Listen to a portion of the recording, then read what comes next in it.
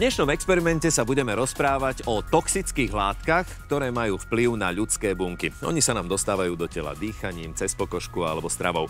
Niektorým sa nevieme vôbec vyhnúť, iné vieme obmedziť a sú aj také, ktoré sa nám hromadia celý život v tele. Ako pôsobia v našom organizme a prečo niektoré bunky pri ochrannom mechanizme radšej zvolia programovanú smrť? Odpovedia hostky Andrea Šefčovičová z Univerzity Komenského v Bratislave a Miroslava Požgajová z Výskumného centra Agrobiotech v Nitre. Pani profesorka Andrea Šefčovičová je z katedry genetiky Prírodovedeckej fakulty Univerzity Komenského v Bratislave. Vítajte v experimente. Ďakujem za pozvanie. A pani doktorka Miroslava Požgajová je, ako som spomínal, z Výskumného centra Agrobiotech Slovenskej poľnohospodárskej univerzity v Nitre. Ďakujem veľmi pekne za pozvanie. A vítame aj našich divákov, ktorí aj dnes môžu klásť našim hosťom otázky. Dnes sa budeme rozprávať o toxínoch, ako sa nám dostávajú do tela, ako sa tam správajú, ako ich môžeme vyplaviť z toho tela. Tak o akých konkrétne toxínoch sa budeme rozprávať? Tak dneska sme si vybrali látky, ktorým sa venujeme aj vo svojom výskume. A sú to látky jednak, ktoré sa uvoľňujú z plastov, teda bisfenol A. Ďalej sú to látky, ktoré vznikajú pri tepelnom spracovaní potravín, ktoré sú bohaté na škroby, a to je akrylamid. No a potom takisto veľmi často diskutované ťažké kovy. Toxické látky sa do nášho organizmu dokážu dostať rôznymi cestami, napríklad prostredníctvom tráviaceho traktu, čiže príjmaním potravy, potom vdychovaním, čiže inhaláciou, alebo aj cez kožu. Napríklad tou inhaláciou sa môžu dostať do nášho tela látky, ktoré sú v plynnom skupenstve, ako smog, to je taký asi najrelevantnejší príklad, ale takýmto spôsobom sa dokážu do tela dostať aj mikroplasty, ktorých máme v poslednom čase v našom prostredí čím ďalej tým viac, keďže sú už v takých rozmeroch, že aj vlastne obsahujú ich prachové častice, ktoré potom sa dokážu inhaláciou dostať do nášho tela. Takisto aj cez tráviaci trakt sa dokážu dostať do organizmu, buď cez potravinový reťazec, alebo aj pitím kontaminovanej vody, tak sa dokážu aj ťažké kovy dostať napríklad do nášho tela. Čo sa týka kože, tak tam takisto, keď pracujete s chemickými látkami bez ochranných prostriedkov, to už napríklad aj v domácnosti, keď pracujete s chemikáliami a nepoužívate ochranné prostriedky, tak sa môžu dostať aj cez kožu takýmto spôsobom do vášho organizmu. Ktoré sú najnebezpečnejšie? To je zaujímavá otázka a odpoveď na ňu nie je jednoduchá, lebo to závisí od viacerých faktorov. Závisí to od toho, akej dávke tej toxickej látky sme vystavení, takisto aká je dlhá expozícia tej látky. Čo je možno také nebezpečné v prípade toxických látok je to, že ten účinok alebo vplyv tých toxických látok sa nemusí prejaviť hneď. Že môže byť kumulatívny a prejaví sa o mnoho neskôr, keď už si ten jedinec ani nedá do súvisu tú prvotnú expozíciu, takže možno... Čo vlastne zjedol, kde bol, kde sa nachádzal. Presne tak, že to sa môže... Niekedy to trvá až roky, kým sa ten výsledný efekt prejaví. V čom spočíva také najväčšie nebezpečenstvo tých toxických látok a hlavne ako sa prejavuje? Najväčšie nebezpečenstvo toxických látok spočíva v tom, že poškodzujú zdravie človeka. Tak ako už kolegyňa spomínala, v závislosti od toho, akej dávke je človek vystavený a ako dlho táto dávka tej toxické látky na človeka pôsobí. Také tie najvyššie dávky, ktorým je človek vystavený, sú akutné dávky, ktoré môžu spôsobiť vlastne v konečnom dôsledku až smrť človeka. Dlhodobé pôsobenie nízkych dávok, je to tzv. Chronické pôsobenie toxických látok. Najzákladnejšie prejavy pôsobenia toxických látok na zdravie človeka môžu spočívať v tom, že pri akutnom pôsobení nastáva bolesť hlavy, nevoľnosť, zvracanie, môže nastať, človek môže upadnúť vlastne do bezvedomia a môže nastať až smrť. Pri chronickom pôsobení týchto látok v podstate dochádza k poškodeniu orgánov, ktoré za normálnych okolností pomáhajú človeku vysporiadať sa s toxicitou týchto látok, čiže poškodenie obličiek, poškodenie pečene. Imunitný systém je napadnutý, tým pádom vlastne človek je náchylnejší na iné ochorenia. Môžu vzniknúť rôzne alergie takýmto spôsobom. Môže byť napadnutá DNA, čo môže v konečnom dôsledku viesť k tvorbe nádorových ochorení, ako je teda rakovina. O tom ešte budeme určite rozprávať. To znamená, že tie toxické látky sa môžu prejaviť aj po niekoľkých rokoch. Po koľkých je to naozaj to nebezpečenstvo oveľa väčšie? To sa nedá kvantifikovať na konkrétne množstvo alebo počet rokov, ale samozrejme bunky a organizmy sa snažia chrániť voči účinku tých toxických látok. Oni majú mechanizmy, ktoré im to umožňujú a tie mechanizmy pracujú, ale ak už nedokážu zvládnuť tú mieru toho poškodenia, tak vtedy bunka volí programovanú bunkovú smrť a odomiera. A čo všetko má na to vplyv? Aké dávky toxicity sú už nebezpečné pre telo? To je asi, myslím si, že je to dôležité poznať pre každú látku zvlášť. Každá látka má takzvanú LD dávku, to je dávku, pri ktorej odumiera 50% organizmov. Bunky aj teda celé organizmy sa snažia brániť voči účinku týchto látok. To znamená, že ak dochádza k indukcii nejakého oxidačného stresu, začnú produkovať enzymy, ktoré chránia organizmus pred účinkom takýchto reaktívnych kyslíkových radikálov, alebo teda voľných radikálov, ako sa to zvykne hovoriť. No a až vtedy, keď bunka už má to poškodenie, nie je zlučiteľné s jej životom, tak vlastne volí programovanú bunkovú smrť. A môžeme si aj konkrétne povedať, že čo sa deje v našom tele, ak je napadnuté to telo, alebo ak je bunka napadnutá to toxickou látkou? Samozrejme, ako príklad by som uviedla bisfenol A. Po vstupe bisfenolu A do organizmu, ktorý sa môže teda uskutočniť tými 3 cestami, o ktorých sme už hovorili, ale najčastejšie je to tráviacou sústavou, tak vlastne je bisfenol A metabolizovaný, teda dostáva sa do krvného riečišťa a dostáva sa do rôznych orgánov nášho tela. No a bunky sa snažia ho zmetabolizovať, na to, aby ho mohli vylúčiť. Tento proces sa volá biotransformácia, ktorý zahŕňa také chemické reakcie, ktoré vedú k tomu, že ten bisfenol A je ľahšie rozpustiteľný a je potom vylúčiteľný napríklad vo forme moču. Bisfenol A sa nachádza v plastových výrobkoch, najčastejšie v plastových fľašiach a obaloch.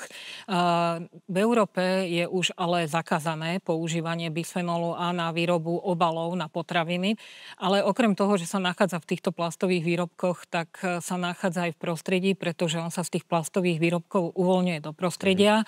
Čiže je to veľmi malá molekula, ona sa dostáva dokonca v niektorých oblastiach napríklad tam, kde sú skládky, tak tam už sa nachádza aj vo vode v tom danom prostredí a teda môže sa k nám dostať prostredníctvom potravového reťazca. Určite si treba dávať pozor, akým spôsobom skladujeme tie plastové fľaše, aby sme ich nenechávali na priamom slnku, lebo tam sa ten bisfenol asi oveľa jednoduchšie uvoľní. Presne tak, zvýšená teplota alebo zmenené pH môže zvýšiť tú pravdepodobnosť, že sa uvoľní z týchto plastov. Sú aj také toxické látky, ktoré dokáže organizmus poraziť, vylúčiť ich z tela rôznym spôsobom? No v podstate organizmus bojuje viac menej so všetkými toxickými látkami, s ktorými sa dostane do styku. A zase, ako sme už predtým spomínali, je to vždy v závislosti od dávky a ako dlho pôsobí tá toxická látka na organizmus, natoľko dokáže tá toxická látka ten organizmus poškodiť. Nie je to však jediné kritérium, sú aj ďalšie kritéria a tak veľmi individuálne, pretože každý organizmus môže inak reagovať na toxické látky. Vždy to závisí aj od napríklad veku. Deti sú vždy náchylnejšie na toxické látky, už aj len kvôli ich nižšej hmotnosti. Takisto starší ľudia, ktorí už, dajme tomu, majú aj nejaké možno iné zdravotné problémy. Takisto ľudia s oslabeným imunitným systémom sú tiež náchylnejší na toxicitu alebo toxické pôsobenie škodlivých látok. Organizmus sa bráni, tak ako aj kolegyňa spomínala, že vlastne po príjme toho nejakého nejaké škodlivé látky do organizmu, táto je zmetabolizovaná. Paradoxne niekedy tie metabolity môžu byť ešte toxickejšie ako tá prvotná látka. Avšak organizmus sa napriek tomu snaží sa s týmto vysporiadať.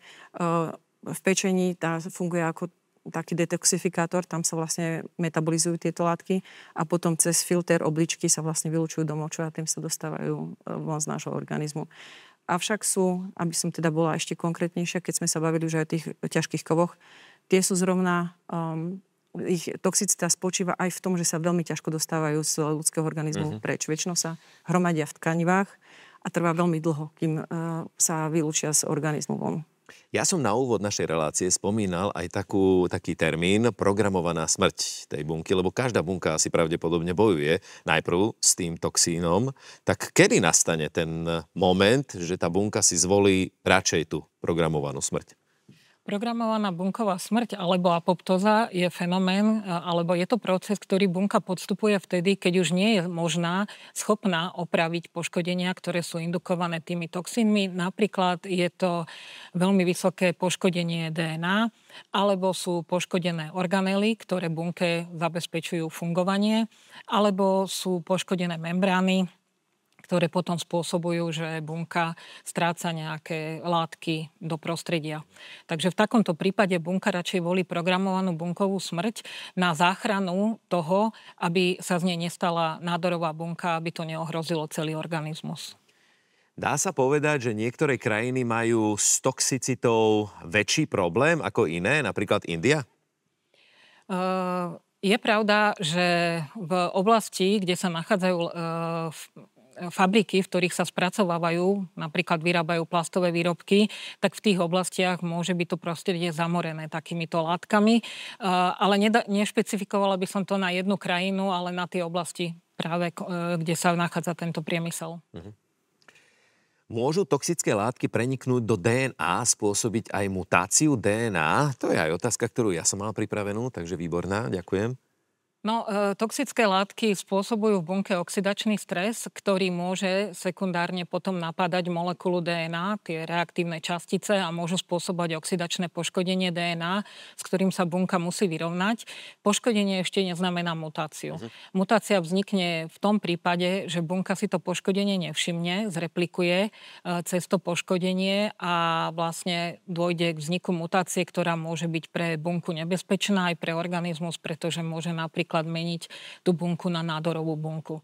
Ako výrazne ju môže poškodiť? Môže ju poškodiť, ak je to poškodenie nezlučiteľné so životom bunky, tak ju poškodí tak, že bunka odumrie. A ak neodumrie, tak sa môže stať, že vznikne nejaká mutácia, ktorá môže pre tú bunku znamenať nejakú zmenenú funkciu, čo môže v konečnom dôsledku ohroziť aj organizmus. Čo znamená, že v tele napadnutom toxickou látkou nastáva oxidačný stres? No a ten oxidačný stres, to už bol viackrát spomínaný, tak trošku by sme si to mohli priblížiť. Oxidačný stres vlastne nastáva vtedy, keď bunka, ktorá za veľmi fyziologických okolností v procese dýchania produkuje reaktívne formy kyslíka, ktoré slúžia ako signálne molekuly. Čiže je to prirodzený jav, ktorý sa bežne v bunke deje. Avšak pri kontakte s toxickými látkami táto produkcia reaktívnych foriem kyslíka sa môže enormne zvýšiť. Bunka obsahuje procesy alebo obsahuje enzymy napríklad alebo molekuly, ktoré jej pomáhajú vysporiadať sa s nadmerným množstvom reaktívnych foriem kyslíka, aby ich udržiavala vo fyziologickej hladine. Avšak ak táto kapacita alebo teda tento balans je porušený, že tvorba reaktívnych foriem kyslíka prevyšuje schopnosť bunky vysporiadať sa s nimi, tak nastáva tento tzv. Oxidačný stres. Oxidačný stres vlastne, alebo teda tieto reaktívne formy kyslíka môžu napadať molekuly DNA, ako už to bolo spomínané, môžu napadať membránové štruktúry na bunkách, čím vlastne môžu poškodzovať bunky, čo je takisto veľmi škodlivé pre organizmus. Takisto môžu aj iným spôsobom negatívne vplývať na bunky a teda tým pádom celý organizmus a to takým spôsobom, že nemusia priamo poškodiť DNA, avšak sú tzv. Epigenetické procesy v bunke a tieto reaktívne formy kyslíka, keď sú v nadmernom množstve, môžu spôsobiť to, že gény sa aktivujú alebo inaktivujú inak, ako by to bolo pre organizmus vhodné. Všimol som si tam aj otázku týkajúcu sa nádorových buniek. Tak môže poškodenie DNA spôsobiť mutáciu bunky, ktorá by viedla k jej premene na nádorovú? Samozrejme, aj toto je možné. Ak dôjde k takej mutácii, teda poškodenie sa premení na mutáciu a tá mutácia vznikne v géne, ktorý je zodpovedný za to, tzv. Tumor supresorový gén, ktorý chráni bunku pred tým, aby sa stala nádorovou, tak ak bunka stratí takúto formu ochrany, tak vlastne sa môže stať nádorovou. To znamená, že v úvodzovkách tú rakovinu môže spôsobiť aj veľký prístup alebo veľký prílev toxínov do tela. Áno, je to tak. Pokiaľ by som chcel obmedziť pitie z plastových fliaš, sú plechovky vhodná alternatíva alebo tiež obsahujú nebezpečné látky? No, plechovky v tomto prípade nie sú vhodnou alternatívou, pretože oni vo vnútri obsahujú výstielku, ktorá tiež obsahuje bisfenol A. Teda vlastne už dneska by to tak nemalo byť, ale obsahuje náhrady bisfenolu A, to znamená napríklad bisfenol S alebo iné typy bisfenolov, ktorých škodlivý účinok ešte nie je tak preskúmaný. To znamená, že najlepšie je piť vodu z vodovodu? Najlepšie je piť vodu z vodovodu a zo sklenených fliaš. A ešte som si tam všimol aj otázku na teflónové panvice. Je tam nejaký problém? Nielen teflonové, ale aj väčšina tých neprilnavých panvíc obsahuje látky, ktoré sa z nich môžu uvoľniť. A tam sa nenachádza bisfenol A, tam sa nachádzajú iné látky, napríklad tie perzistentné PFAS látky, ktoré v súčasnosti robia veľmi vážny problém, pretože možno, že to sme mohli spomenúť aj pri bisfenole. Tieto látky pôsobia ako endokrinné disruptory, to znamená narúšajú hormonálnu rovnováhu a spôsobujú rôzne poruchy menštruačného cyklu, poruchy vývinu pohlavných orgánov, môžu viesť k neplodnosti a takisto môžu zvyšovať riziko niektorých typov nádorov, ako je nádory prsníka alebo prostaty.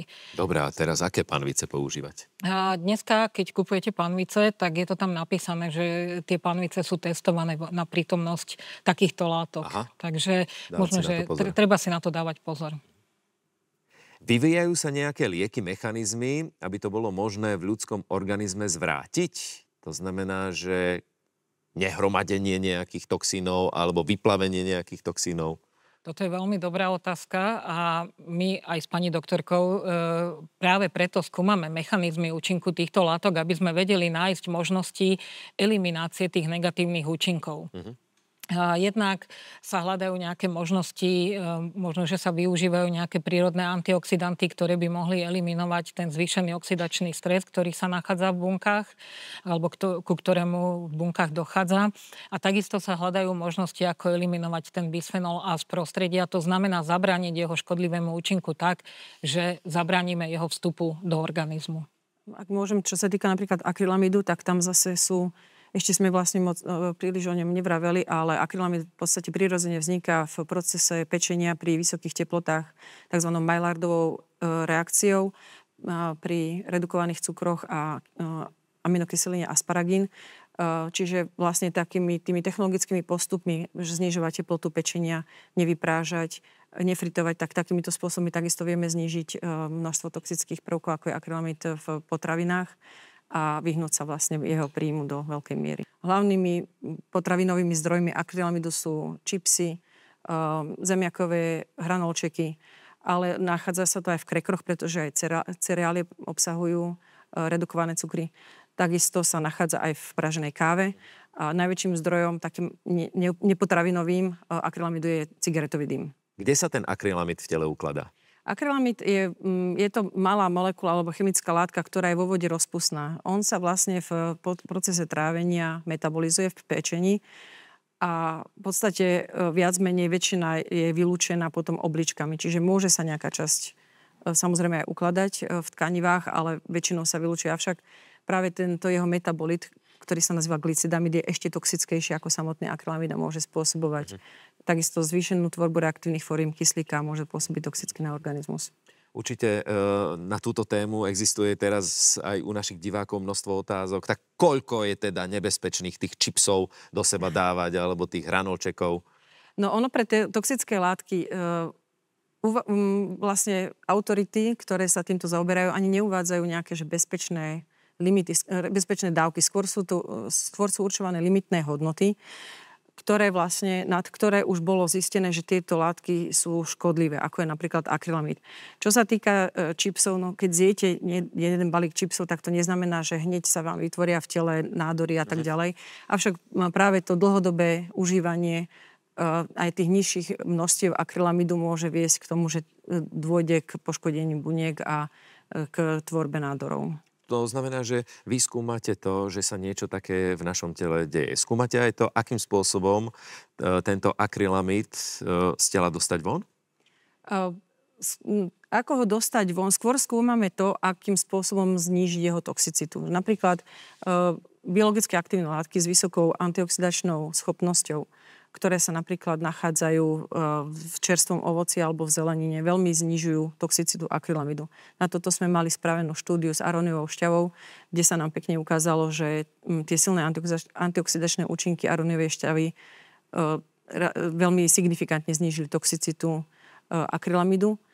A takisto aj vitamín C, to je vlastne ďalší veľmi silný antioxidant, že látky z prírody, ktoré majú prirodzene biologicky aktívne účinky, hlavne s antioxidačnými účinkami, sú v tomto prípade veľmi prospešné pre organizmus a je potrebné sa takým vlastne ich nezanedbávať a konzumovať aj tieto produkty, aby sme znížili toxicitu všetkého toxického, čo sa nám do organizmu dostane. V žiadnom prípade nezapíjať čipsy aróniovou šťavou, ale pomáha to. Aj s tou aróniovou šťavou v podstate vždy treba dbať aj na to, že všetkého veľa škodí. Čiže aj tá aróniová šťava, keď sme robili štúdiu, vždy sme museli dbať na to, aby sme nepili aróniovú šťavu nálačno, pretože citlivejšie ľudia mohli mať bolesti žalúdka, čiže mali sme na deň dovolené vypiť iba 1 deci tejto aróniovej šťavy, pretože obsahuje naozaj príliš veľa týchto biologicky aktívnych látok, aby to potom nepoškodzovalo organizmus. Keď sa rozprávame o antioxidačných látkach, tak môžu byť pre naše telo aj antioxidačné látky nebezpečné? Môžu byť, tak ako povedal Paracelsus, že všetko je jed, záleží od dávky, tak aj v tomto prípade to platí. Keď dostávame do tela príliš veľké množstvo antioxidantov, tak vlastne to môže viesť k tomu, že oni sa stávajú prooxidanty a začínajú oxidovať sami seba a zase tvoriť reaktívne formy kyslíka. Okrem toho, tie reaktívne častice, tak ako už pani doktorka hovorila, tak sú potrebné pre našu bunku, lebo aj samotný proces apoptózy na to, aby sa rozbehol, je potrebný signál cez tvorbu reaktívnych častíc kyslíka. A ak my telu zabránime uskutočňovať tento proces, tak vlastne bránime eliminácii potenciálnych nádorových buniek napríklad. Takže určite aj s antioxidantami treba opatrne. A dá sa tento proces vylučovania toxínov z tela urýchliť alebo nejakým spôsobom zrealizovať aj bez antioxidantov? Ja neviem, zdravý životný štýl, cvičenie, hýbanie sa. No okrem antioxidantov existujú v našich organizmoch, naše bunky majú aj enzymy, ktoré zabezpečujú detoxikáciu takýchto toxínov v tele a nie sú to teda len antioxidanty, ale sú to rôzne cytochromy a rôzne iné enzymy, ktoré sa podieľajú na detoxifikácii. Tie antioxidanty pomáhajú eliminovať ten oxidačný stres, ktorý býva sprievodným javom tohto deja. Takže určite áno, bunka má viacero mechanizmov, ktoré sa snaží použiť pri eliminácii toxických účinkov nejakej látky. Otázka je, do akej miery to dokáže zvládnuť a to už závisí od tej konkrétnej dávky alebo od času toho, v akom je vystavená tejto látke. A vy ste sa venovali jedna alebo druhá detoxikačným kúram nejakým, že či náhodou neexistuje kúra detoxikačná, naozajstná, ktorá funguje? Myslím si, že každý, kto takúto kúru objaví, tak to by sme už o tom vedeli, pretože ľudia, áno, určite áno, lebo ľudia radi, teda keby sa nám to podarilo objaviť, tak by to bolo asi dobre, ale asi tiež neexistuje univerzálna odpoveď. Myslím si, že zdravý životný štýl, vyhýbať sa toxínom. Zas na druhej strane možno, že je dôležité povedať aj to, že tým toxínom sa nevyhneme. Oni tu vždy boli a aj tu budú s nami a naše organizmy ich dokážu spracovávať. O tom svedčí práve prítomnosť tých všetkých mechanizmov, ktoré bunka dokáže zapojiť na to, aby eliminovala takýto toxický účinok. Dôležité je ale, aby sme tie naše bunky nezahlcovali alebo nezaťažovali prílišným vystavením toxínov. Ale teda, ako hovorím, bunka dokáže zvládnuť určitú dávku toxínov, na to je ona fyziologicky pripravená.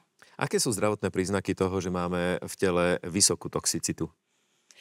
Tie príznaky môžu byť rôzne a oni sú veľmi nešpecifické.